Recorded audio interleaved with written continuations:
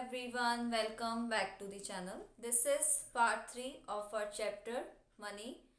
और आज हम मनी चैप्टर में देखेंगे कि जो मनी के टाइप हैं, क्या क्या टाइप हो सकते हैं, कैसे हम मनी को क्लासिफाई कर सकते हैं। तो क्लासिफिकेशन ऑफ मनी में जो फर्स्ट पॉइंट आता है फिएट मनी। अब ये फिएट मनी क्या होती है? फिएट मनी या फिर इसे बोलते हैं आदेश मुद्रा। जो फिएट मनी है ऐसी मनी है जो गवर्नमेंट के ऑर्डर पर कंट्री में इशू की जाती है, उसको बोलते हैं फिएट मनी। तो money by order of government, it refers to that money which is issued by the order of government, जो गवर्नमेंट के ऑर्डर पे इशू होती है। जैसे कि अब हम बात करें इंडिया में करेंसी नोट्स का सर्कुलेशन हो रहा है, कॉइन्स का सर्कुलेशन होता है। Reserve bank of India main authority है, रिजर्व बैंक ऑफ इंडिया के पास पावर है, वो करेंसी को इशू करता है, नोट्स को इशू करता है। और कॉइन्स को इशू करने का जो रिस्पॉन्सिबिलिटी है वो किसका है? मिनिस्ट्री ऑफ फिनेंस का। और 1 रुपी नोट भी किसके अंडर आता है? फिर मिनिस्ट्री ऑफ फिनेंस। बाकी जो नोट्स हैं करेंसी नोट, उसे कौन इशू करता है? Reserve bank of India. Legal money है ये। और ये जो मनी है इसकी जनरल एक्सेप्टेबिलिटी होती है, नॉर्मली इसे हर कोई स्वीकार करता है, कोई इसे एक्सेप्ट करने से मना नहीं कर सकता। और इसी को हम बोल देते हैं फिएट मनी, जो कि यूज़ की जा रही है as a medium of exchange. फिर नेक्स्ट बात की जाए फिड्यूशियरी मनी। फिड्यूशियरी मनी न्यास मुद्रा।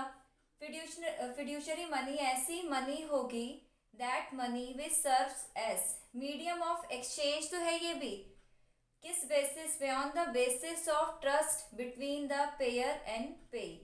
फिड्यूशरी मनी ऐसी मनी होगी जहाँ पे मीडियम ऑफ एक्सचेंज की तरह ये काम तो कर रही है, लेकिन ये किस बेसिस पे, इसकी एक्सेप्टेंस किस बेसिस पे मिलेगी? किस बेसिस पे? ट्रस्ट के बेसिस पे। ट्रस्ट होगा पेयर और पेई में, तो ये वाली जो मनी है इसको एक्सेप्टेंस मिलेगा। जैसे कि एग्जाम्पल के लिए चेक जो होते हैं वो फिड्यूशियरी मनी होते हैं।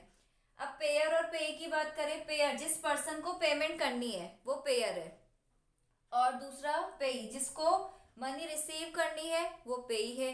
तो पे अगर पेई का ट्रस्ट है पेयर के ऊपर तो इजीली जो पेई है वो चेक एक्सेप्ट कर लेगा। जिस व्यक्ति ने, जिस पर्सन ने पैसा लेना है, तो अगर उसे ट्रस्ट है पेयर पर तो वहाँ पे वो क्या है, उस मनी को इजीली एक्सेप्टेंस दे देगा, चेक एक्सेप्ट कर लेगा। डाउट है कि शायद चेक से जो है कैश रिसीव ना हो पाए तो मना भी कर सकते हैं। तो ये जो मनी है फिड्यूशरी मनी, वो किसके बेसिस पे वर्क कर रही है? ट्रस्ट के बेसिस पे। तो इस टाइप की मनी को हम क्या बोलते हैं? फिड्यूशरी मनी या फिर न्यास मुद्रा। ठीक है। अब इसके बाद हम नेक्स्ट करेंगे फुल बॉडीड मनी और जो है क्रेडिट मनी। तब तक अब इसे नोट डाउन कीजिए।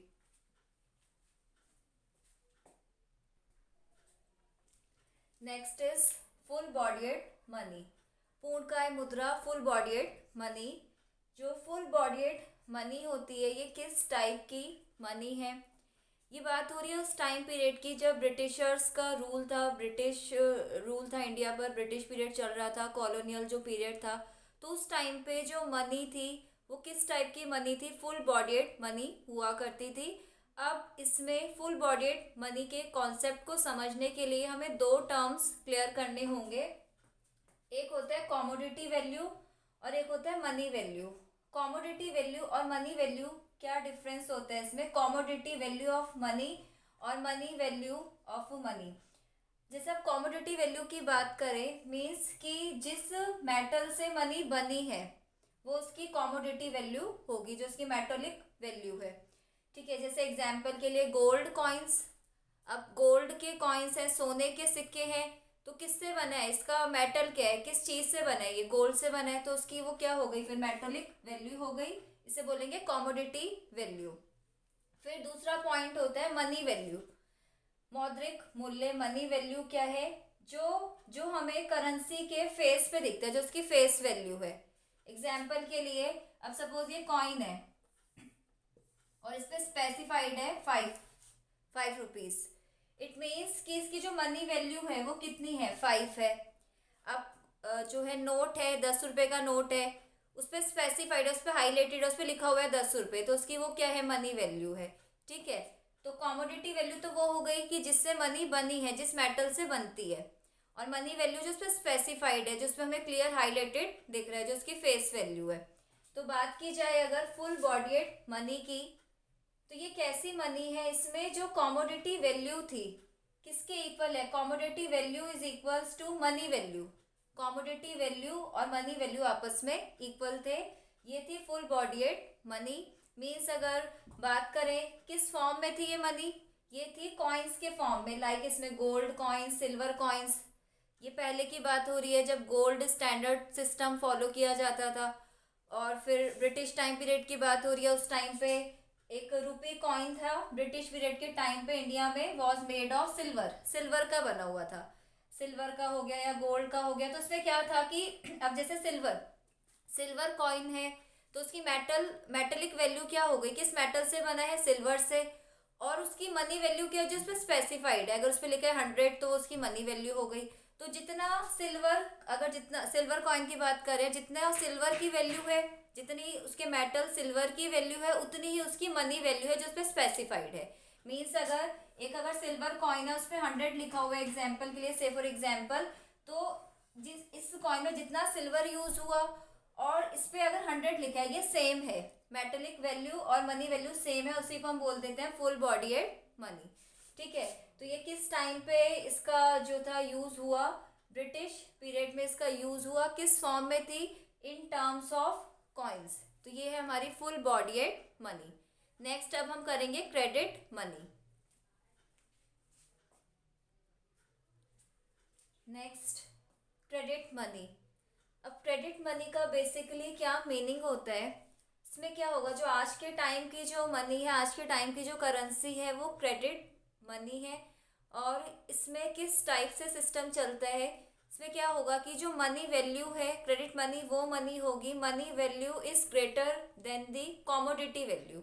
जो मनी वैल्यू है, मनी की जो वैल्यू है वो ज़्यादा है किससे, कॉमोडिटी वैल्यू से। अब ये मनी वैल्यू और कॉमोडिटी वैल्यू में अभी हमने इसमें देखा था, इसका मीनिंग क्लियर किया था। मनी वैल्यू जो कि करेंसी पे स्पेसिफाइड है, जो उस पर लिखा हुआ है, वो उसकी मनी वैल्यू होगी, जो उसकी फेस वैल्यू है, इसे फेस वैल्यू भी बोल देते हैं। और कॉमोडिटी वैल्यू को इंट्रिंसिक वैल्यू भी बोलते हैं। तो कॉमोडिटी वैल्यू क्या थी कि जहाँ पर value of material contained in unit of money, कि मतलब मनी किस मटेरियल से बनी है, किस मेटल से बनी है, वो उसकी क्या थी, कॉमोडिटी वैल्यू। तो क्रेडिट मनी क्या है, मनी वैल्यू ग्रेटर देन है कॉमोडिटी वैल्यू से। जैसे एग्जाम्पल के लिए जो अब क्रेडिट मनी है, इसको टू टाइप से कैटेगराइज किया गया है, इसके दो टाइप हैं। एक है token coins. Token coins, coins की बात हो रही है, सिक्कों की बात हो रही है। लाइक एग्जाम्पल के लिए कॉइन है ₹10 का, ₹5 का कॉइन है, ₹2 का कॉइन है इंडिया में। ये सारे क्या है, ये टोकन कॉइन्स हैं। अब ₹5 की कॉइन की बात करें या ₹2 का कॉइन हो, तो जैसे अब ₹5 का कॉइन है, उसकी जो फेस वैल्यू है, जो उस पर उसकी जो मनी वैल्यू है, वो कितनी हो गई, 5 है। और जबकि जिस मेटल का वो बना है, जो उसकी मेटेलिक वैल्यू है, बहुत कम है, मेटेलिक वैल्यू कम है और जो मनी वैल्यू है वो ज़्यादा है, उसी को बोलते हैं क्रेडिट मनी, साख मुद्रा। और ऐसा क्यों किया गया है, क्योंकि इसका रीज़न ये है कि अब सपोज अगर जैसे अब पब्लिक को अगर पता चले कि मनी वैल्यू जो है वो मनी वैल्यू से ज़्यादा अगर कॉमोडिटी वैल्यू हो, कॉमोडिटी वैल्यू अगर ज़्यादा हो गई, तो इससे क्या होगा, जैसे ₹5 का सिक्का है और उसमें जो मेटल यूज़ हुआ सपोज वो ₹7 का या ₹8 का हो, उससे ज़्यादा हो, तो इससे क्या होगा कि फिर पब्लिक जो है वो सिक्कों को पिघला के बेचना स्टार्ट कर सकती है, ऐसा भी हो सकता है, उसी में उसमें ज़्यादा बेनिफिट मिलेगा। तो इस चीज़ को अवॉइड करने के लिए कि ऐसे केसेस ना हो, इसी वजह से जो आज के टाइम की मनी है वो क्रेडिट मनी है, जिसमें मनी वैल्यू ज़्यादा है और जो मेटल की वैल्यू है वो बहुत कम है, इनसिग्निफिकेंट है, इतनी ज़्यादा इंपॉर्टेंट नहीं है। ठीक है। तो अब ये जो टोकन कॉइन्स है 10, 5, ये सब हमारा क्या है, क्रेडिट मनी। नेक्स्ट फिर सर्कुलेटिंग प्रोमिसरी नोट्स, नोट की बात हो रही है। अब नोट्स में अगर देखें, जैसे पेपर नोट्स हैं, अब नोट कौन इशू करते हैं, जो करेंसी नोट्स हैं इसे इशू करता है रिजर्व बैंक ऑफ इंडिया। और जबकि जो कॉइन्स होते हैं, सिक्के इशू करने की रिस्पॉन्सिबिलिटी किसकी है, मिनिस्ट्री ऑफ फिनेंस की, वित्त मंत्रालय की। ठीक है। और ₹1 का नोट भी इन्हीं के अंडर आता है, फिनेंस मिनिस्ट्री। जबकि जितने भी नोट्स हैं, अब 5 रुपीज़ का नोट है, ₹10 का, 100 का नोट हो, तो इसको इशू कौन करता है? Reserve bank of India. और ये मेन बैंक है, बैंकर्स बैंक है। इसे हम रिजर्व बैंक ऑफ इंडिया के फंक्शंस को हम आगे करने वाले हैं बैंकिंग चैप्टर में। इसके बाद फिर एग्जाम्पल दे दिया करेंसी नोट, ठीक है, 5 रुपीज़ 10 रुपीज़ का हो गया।